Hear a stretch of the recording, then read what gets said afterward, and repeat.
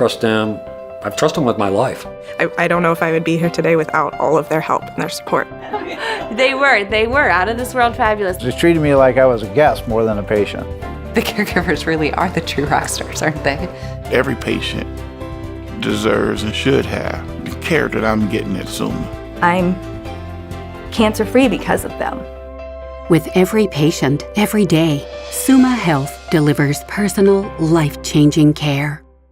Yes, again, coming off a tough loss to Miami. As we've broken down the film and looked at it, they played a little better than us. And we came out there, and Cato Nelson got his first start and did a lot of good things, but also put in some under some press, some situations where he was just having to feel his way through as a first-time starter. And but the game, it was one of those games where we got to make a play here or a play there to win that game. And we've won some close ones this year, and we've lost some close ones. And that one we just weren't quite able to overcome some of the situations that we got into. Again, we weren't able to. They played a better game and won the game, and so now we've got to go back and rebuild from it and grow from it. I thought their quarterback did a real good job running their offense. Ragland being back, they're a better team with him in there, and they showed it. Now we've got to get out there, rebuild, regroup, and get ready for Ohio. Of course, we mentioned I would be remiss if I didn't say that Tommy Woodson was not playing because he broke some violation of team rules, and I will not just make an announcement on any of his future play till later on this week, and I will not. We'll just let that go as he violated team rules, and we'll make an announcement later on and what we'll do in the next ball game. Open for questions. Are you, I don't know, surprised is the word, but with Nelson, little footage on him out there, there's little film on him out there. Are you surprised the way they were able to quickly adjust to his style of play? Everybody has it's just a matter of putting pressure on a young guy. Everybody has a blitz or two or three that they have. And then all of a sudden the young guy goes in. I think that's pretty much that was the biggest thing you want to do, is put some pressure on a young guy and make him react and make decisions under pressure. A veteran quarterback may just get rid of the ball instantly. He may just in over and over repetition, he'll get rid of the ball based on he's done it so many times. He's going to throw it there. He's not going to take the pressure. Cato will react a little differently. So I think that's the first thing that happens. And I think he did it remarkably well. He had a touchdown run, a touchdown pass. He threw 50% and didn't have any turnovers. But again, he took sacks and took some loss of yardages that we wouldn't overcome, but you would expect a guy like that to do, and you would expect anybody we play to, once they saw him going in and they know that he's the backup quarterback that hadn't played a lot, that's the kind of pressure you're going to get. Coach, when you decided on the one, not decided, but with Cato, did you and AJ have to scale the playbook down a little bit to his set and how much he knows of the offense? Well, you had a five-year starter, so you've got to just make sure you keep it as minimal as possible. Make sure you don't have too much going on through his head. I still think, though, because the way the game was going and when they got ahead, not only did we have to put more pressure on him than we would have liked, he began to put a lot of pressure on himself too, for having to win the game by himself and make a play every play, which he doesn't have to do. But I think with the amount of time that we got him ready to play, that you're just naturally, if you've got a backup quarterback going in, you're going to focus on what he does well and what he can do. Coach, you went from Gasser to O'Leary. Is that a game-by-game situation? No, I think we'll stay with Gasser. I mean, O'Leary, we've had a lot of misses. I mean, I like Tom O'Leary, but he missed, I think, 4 out of 5 or 3 out of 4. We've had a tough year. And Gasser has been real consistent. I was shocked. I was kind of surprised that he missed it because he's very calm, cool, and it was a real long field goal. And he's almost 100% during practice. So I don't know what I would do if it got over to a long field goal to win the game. If it was in the middle of the game or early, I might go for it or punt. But late in the game, I might go back to O'Leary. But we're going to stay with Gasser on the intermediate or short-range field goals. He's been very consistent. And it's kind of the way he punts. He's very accurate. He's a very accurate punter. He's very calm. So I just think we needed to make a decision there, and I hate that he missed his first one, but I don't think that's he's the kind of guy that'll bother him or affect him too much.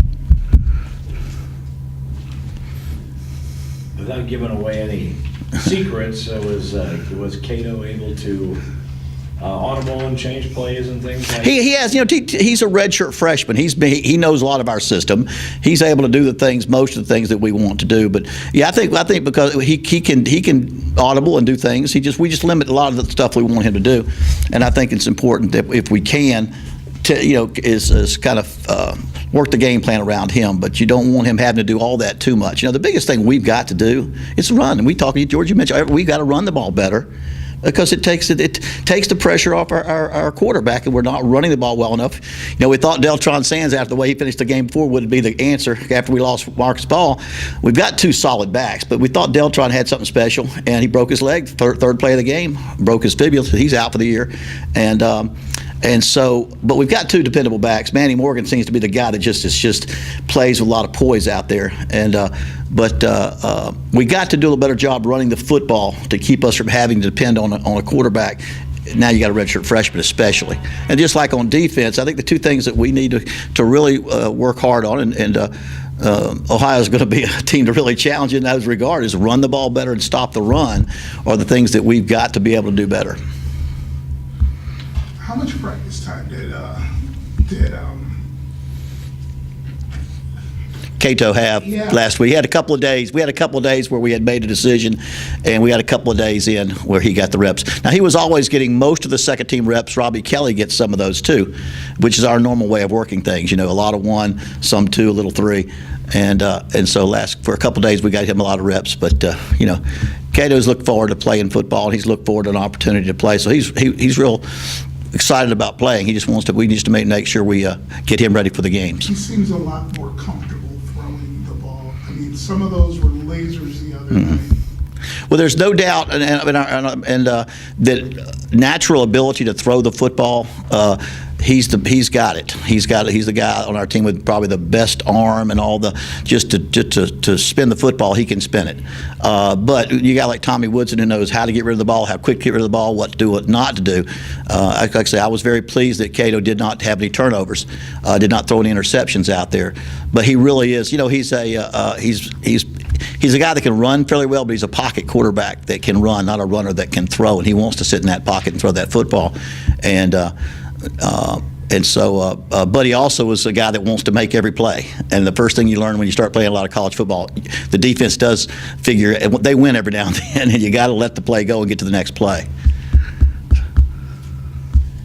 What's the mindset as you look forward to Ohio and given what they did last night to Toledo? You have to it's almost every week. We win a close game, we're sky high.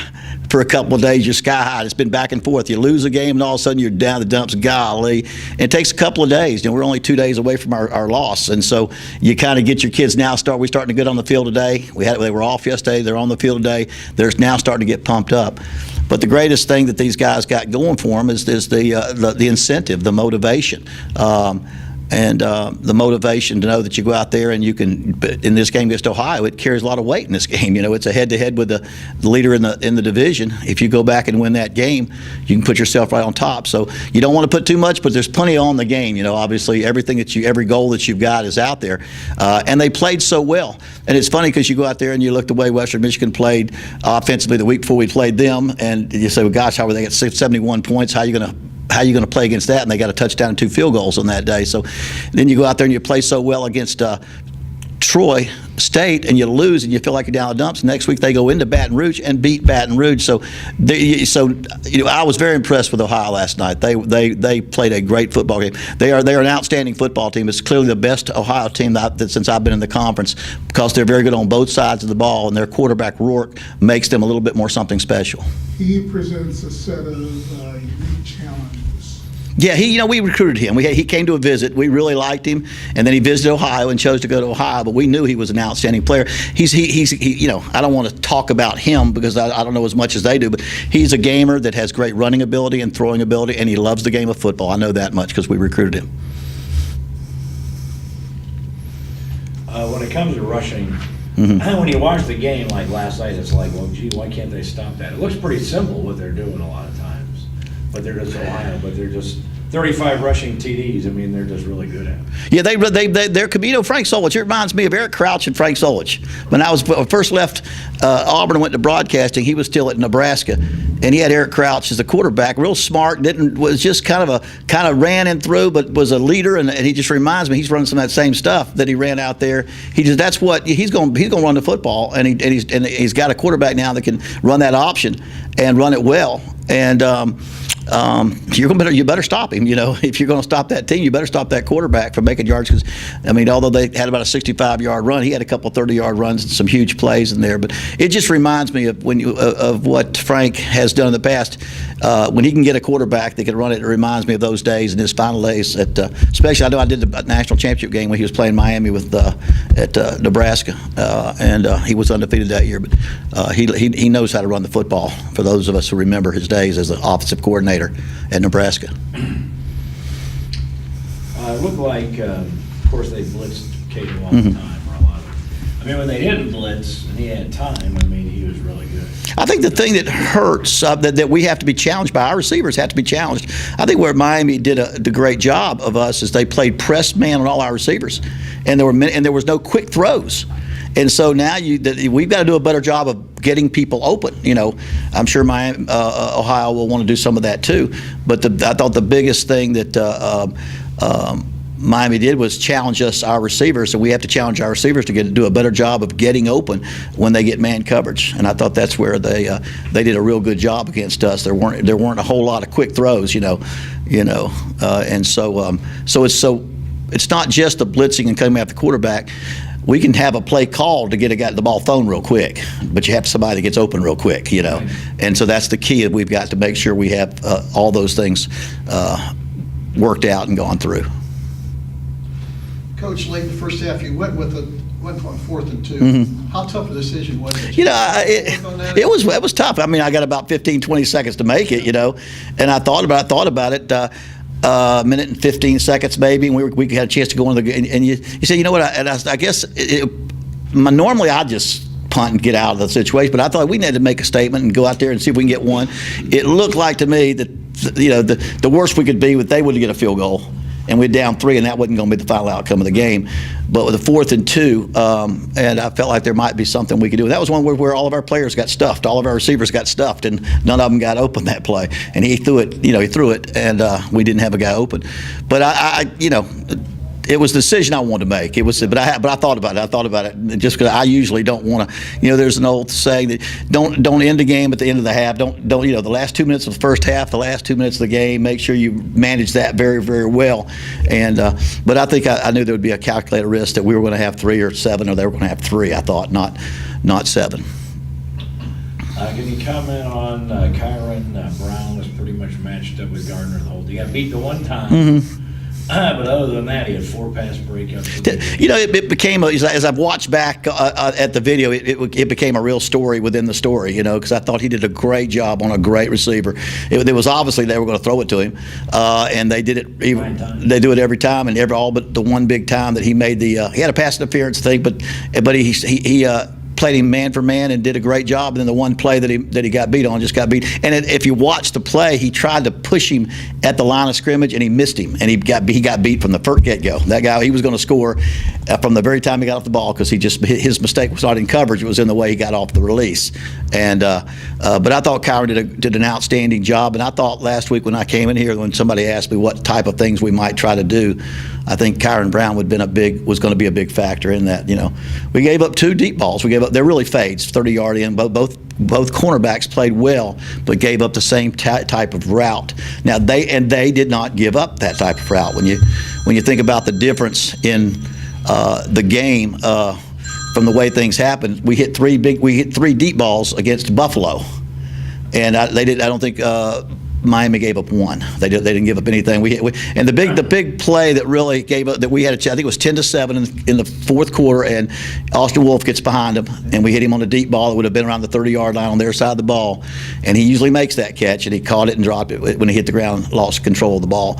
But that was that one deep ball that we hoped we had. We might have missed 1 or 2 that were fairly makeable plays. in that ball game. But that's a big part of our we got to run the football, and if we can't run for a lot of yards, you got to hit some of those as part of what you're doing.